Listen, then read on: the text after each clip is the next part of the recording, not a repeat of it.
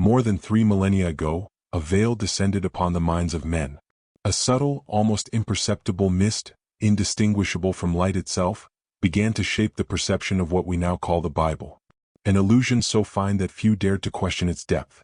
How many of us have turned these pages believing we were reading the history of a people, believing we were perceiving ancient laws or moralizing tales, without realizing that behind each word lies an echo of the divine, a whisper that only those who listen with their hearts can hear? What if what we thought we knew was merely the surface of a vast ocean, an ocean whose true waters remain invisible, inaccessible to ordinary perception? Benitez, with his penetrating gaze, reminds us that the Bible is not simply a collection of stories frozen in time. He invites us to see beyond the sentences, to seek the invisible network of symbols and messages that transcends generations. These words, these stories, are not merely fragments of history or morality. They are keys, gateways that connect the human soul to that which is greater than itself. Behind every patriarch, every king, every prophet, lies a hidden truth, a teaching that becomes perceptible only when we learn to read with a different perspective, a perspective capable of discerning light through shadow, capable of perceiving the living breath of God behind each narrative. Let's consider Genesis 6 verses 1-4, the passage where the sons of God see the daughters of men, and beget beings whose stature and strength gave rise to legends of giants. The traditional interpretation often reduces this story to an ancient tale, one myth among many. But what if we looked at it differently? What if this passage revealed a more subtle reality, that of a humanity in search of a lost divinity, of a broken connection with its celestial source? Noah's Ark, more than just a boat, could symbolize human consciousness preserving divine light, capable of weathering the tides of chaos and doubt. Isn't this a striking image of our own inner journey, the spirit seeking to protect itself, to preserve itself in the face of life's storms? Each verse of the Bible can be seen as a secret door, each parable as a labyrinth of light and shadow, a path whose course is visible only to those who know how to contemplate. Tradition, sometimes rigid, has often obscured these dimensions or interpreted them through the narrow prism of dogma and human history. But if one learns to truly listen, the text breathes. It whispers in the wind, it makes itself heard in the voices of the prophets, it resonates in the clamor of events, and above all, it expresses itself in the silences, those empty spaces where the divine presence slips in and is felt more intensely than in the words themselves. Imagine that each story, each miracle, each parable is a mirror that reflects not only the external world but also your own conscience. The person who doubts God's existence finds themselves face to face with themselves, confronted by their fears, their questions, their hopes. The person who meditates on these texts discovers a silent dialogue with the divine, a breath that transcends the ages and transforms reading into a living experience. Genesis, Exodus, the Psalms, the Gospels, all these texts become invitations to inner exploration. The Bible then is no longer simply a book. It becomes a spiritual labyrinth where every turn holds a secret, a hidden light, a call to contemplate the invisible. It is fascinating to observe that this veil of illusion began over 3,000 years ago, yet persists to this day, enveloping our perceptions, dictating our beliefs, and limiting our ability to see the true depth of the text. What if the real challenge were not to understand the Bible intellectually, but to grasp it with the soul? Every word, every silence, every repetition then takes on new meaning. The reader is invited to lose themselves in order to find themselves again, to navigate between narratives and symbols, to ask questions that find no immediate answer in the rational world. What is truth? Where does illusion begin? And above all, where is the divine light revealed that has shone through these pages for millennia? Through this journey, we will not only seek to uncover what has been forgotten or hidden, but to feel the living presence of God in every breath, in every line. We will go where time no longer holds sway, where history intertwines with symbolism, and where faith meets reason in a silent yet vibrant space. We will explore the Bible not as a fixed historical document, but as a mirror of our own existence, a reflection of the mysteries of the human soul and the invisible realities that surround us, and we will ask ourselves whether, behind the illusion of 3 millennia, there might not be hidden the revelation of a light older than time itself. To understand the Bible differently, we must first be willing to leave the familiar territory of the literal narrative and venture into lesser-known corners, into the apocryphal texts and traditions not included in the official canon. For these texts, often ignored or marginalized, hold unsuspected treasures. They confront us with a reading that transcends mere intellect, a reading that engages the soul and intuition. In the Book of Enoch, for example, there is mention of these fallen angels, the watchers who teach forbidden sciences to humankind, knowledge from another world. Genesis, for its part, calls these beings sons of God. But what does this appellation truly mean? Is it not, fundamentally, an attempt to convey contact with a higher reality, invisible and inaccessible to ordinary senses? A contact that transcends space, time, and language, and that directly touches human consciousness? Let us look at Exodus 3 verse 14, where God says to Moses, "I am who I am." At first glance, this verse seems simple, almost commonplace in its wording. And yet, it possesses a breathtaking depth.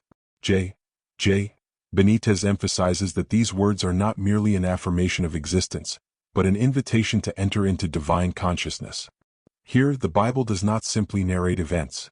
It opens a silent dialogue between the reader and the source of all life. Every letter, every sound of this sentence carries a timeless echo, a vibration that can awaken the soul if one knows how to listen. This verse, when meditated upon deeply, becomes a gateway to an understanding that transcends logic, a key that allows one to feel the constant presence of God across time and space. The Book of Jubilees offers a complementary perspective. It precisely describes the sacred calendar, the cycles of the moon and sun, and the auspicious times for festivals and ceremonies. These details, which may seem trivial to the modern reader, actually constitute a code designed to harmonize humanity with the cosmos. Aligning human time with the rhythm of the heavens is not a mere ritual exercise. It is an invitation to perceive the invisible architecture of creation. Those who study these texts discover that the Bible is not limited to moral precepts, but that it offers a secret language capable of synchronizing the soul with the universal order. Humanity is not merely a spectator of history, it is called to become a participant in cosmic harmony. But the biblical text is not simply a collection of historical facts or laws. Each story is a symbol, each event a vibration meant to awaken consciousness. The stories of Abraham, Moses, David, and the prophets are not merely chronicles of the past. They are mirrors of each reader's inner journey. The trials they face, loneliness, doubt, fear, incomprehension, are the same as those we encounter in our own lives. The fall of Adam and Eve, often reduced to mere disobedience, actually reveals the birth of consciousness. Separation, the feeling of loss, and the confrontation with the shadow become necessary steps to understanding the light and recognizing the divinity within us. Similarly, miracles are not simply isolated supernatural interventions, but symbols designed to awaken our perception. When Jesus multiplies the loaves and fishes, Matthew 14 verses 13 to 21, it is not merely a physical act of provision. It is an invitation to understand the abundance that arises when the human spirit aligns with the divine will. The miracle becomes an instrument of inner transformation. The waters of the Red Sea parting at Moses' hand, the ark crossing the flood, the visions of Daniel and Ezekiel, all these compose a narrative that transcends time and space.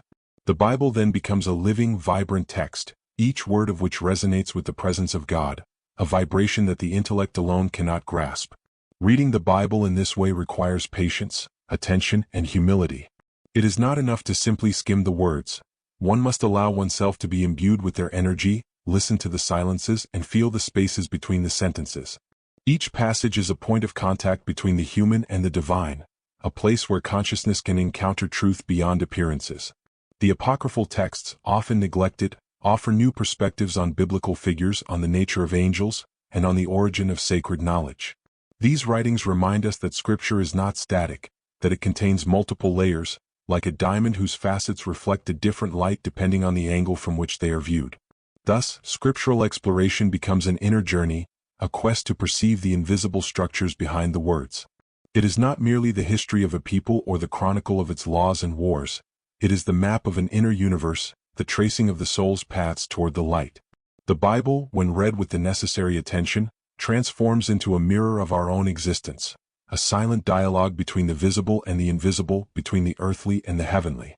Each passage holds a vibration, each story a secret teaching.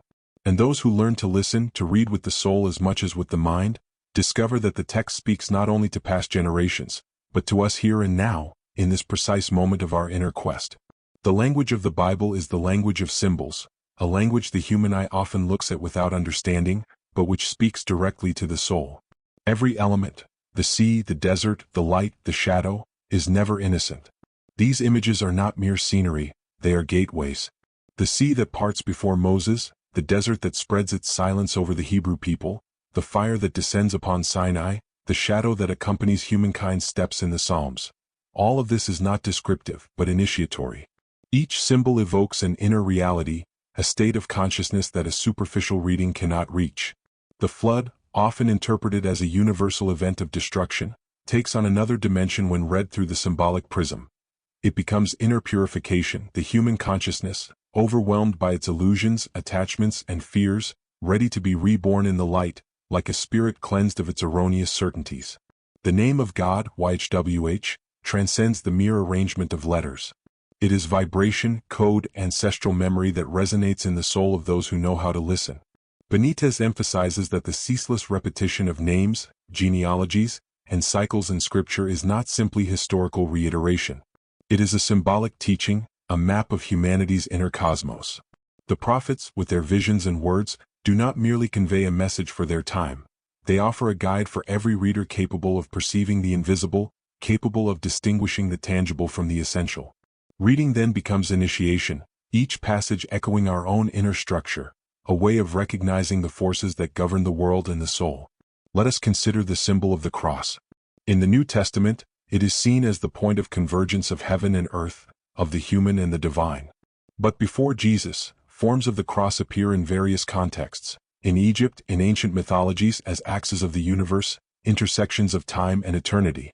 The cross symbolizes the place where the visible meets the invisible, where shadow touches light, where matter converses with spirit. Every biblical narrative, every parable, possesses this dual layer, a narrative surface and a symbolic depth.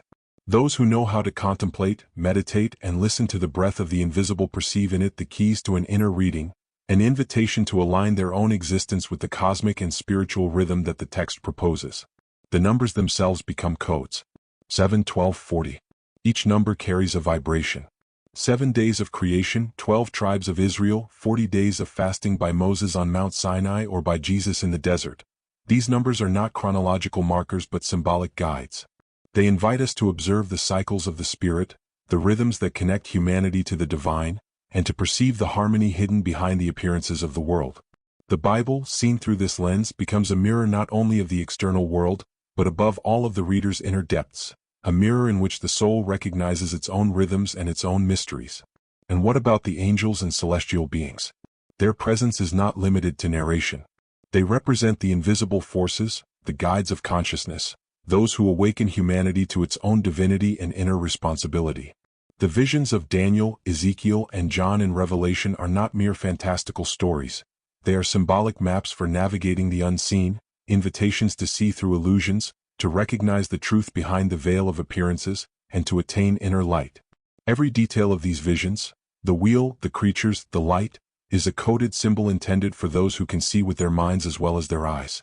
From this perspective, every element of the Bible becomes an instrument for awakening intuition. Names, places, objects, times, and numbers are not there by chance.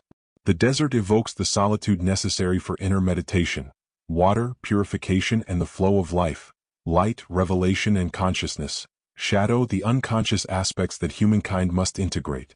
The text thus becomes a mirror, and the reader a seeker who, through the contemplation of symbols, learns to discern the invisible. Scripture acts as a universal code, a subtle vibration that speaks not only to the intellect but directly to consciousness, awakening what lies dormant in the depths of our being. The Bible's rich symbolism also unfolds in its cycles and repetitions. Genealogies, festivals, rituals, everything is designed to create an inner rhythm, an echo of the cosmic order. This is not a matter of chronology or simple enumeration, but a subtle orchestration intended to align the human soul with the divine. Those who know how to listen can hear these rhythms, feel the vibrations that resonate through the ages and connect each generation to the original source, to that light hidden behind the words. Symbolic reading thus transforms the text into a living guide, an initiatory path where each element becomes a springboard for inner awakening, and each symbol, a key to unlocking the mysteries of the soul and the cosmos. When we contemplate the Bible as a living text, each verse becomes a silent prayer, each story a guide for the soul. Psalm 19 verse 1 proclaims, "The heavens declare the glory of God, the skies proclaim the work of his hands." But this heaven is not merely external, it dwells in the human heart, and the Bible becomes the instrument through which this glory can be perceived. Benitez prompts us to ask an essential question. What if the true reading of the Bible were not intellectual but internal? What if understanding the text meant awakening a spiritual resonance, sensing the presence of God behind every letter, every silence? Faith then becomes active listening, a meditation where the reader is no longer a mere observer, but a participant in the mystery. The parables of Jesus take on a renewed meaning here. The parable of the sower, Matthew 13 verses 1 to 23, teaches not only the reception of the divine message in the world, but also how each human conscience can welcome or reject the light.